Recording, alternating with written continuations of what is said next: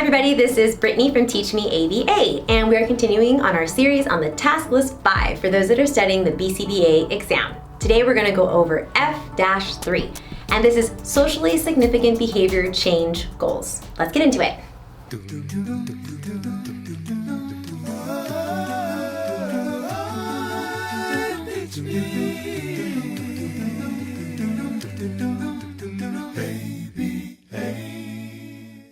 So, our most recent ethical codes require that the targeted behaviors and the reason for selecting those behaviors be explained to the client and the caregivers by the behavior analyst.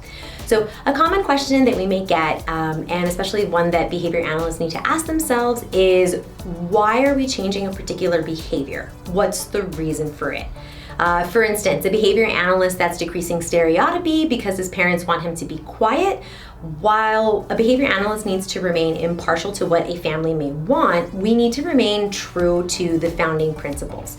So furthermore, we need to ask ourselves, how will the target behavior change and improve the lives of that particular individual? So let's say that there are multiple behaviors to select. How exactly are we supposed to decide which one takes priority? If you've read our previous blogs, then you'll know what I'm going to say. We need to prioritize behaviors that put the client and others at less risk or harm. So if there is a particular behavior that is doing that, then we really need to put that at the very, very, very top.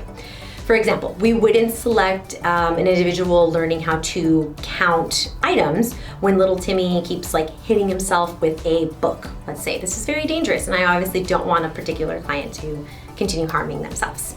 So if there are no severe behaviors that this particular client is showing, then we should really be prioritizing the behaviors that are going to increase the lifespan and the independence of this particular client, such as appropriately using the restroom, especially if there are no medical barriers for us in this particular example. Along with this question, we need to make sure that the individual is going to encounter reinforcement. If you saw our previous blog, then I was talking about just that.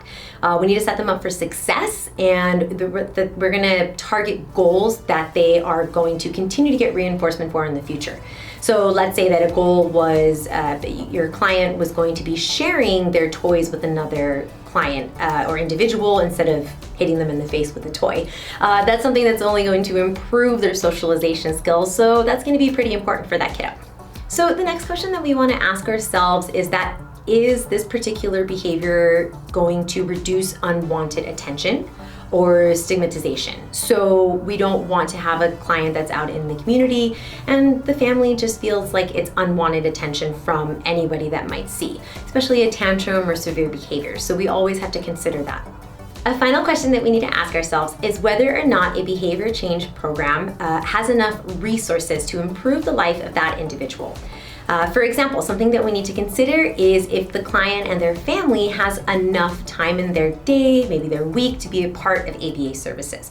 Oftentimes, this is really critical to the success of a ABA treatment, because if we're not providing the adequate amount of hours that we are recommending, then our treatment's not going to be effective and we're not going to see any change and improvement in the overall life of this particular individual. Now, I know this is a recurring sentence that I always say, but especially for services, what we're looking for and what we're targeting is the overall well-being of this individual. We want them happy, we want them safe, and we want them learning. So I do hope that I've provided you with enough information. If not, please comment below any questions and we will be happy to answer you. As always, please like, subscribe, and share, and we will see you next time.